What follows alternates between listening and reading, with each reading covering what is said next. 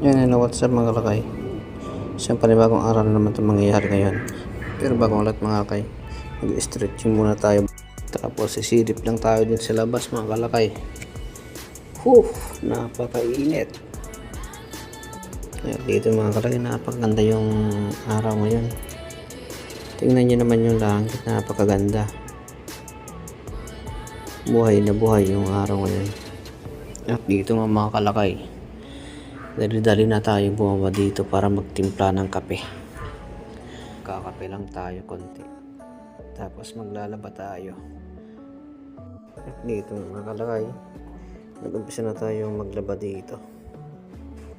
An hour later. Tapos nagbandaw na tayo mga kalakay. Isa sa mga ginagawa natin mga kalakay, no?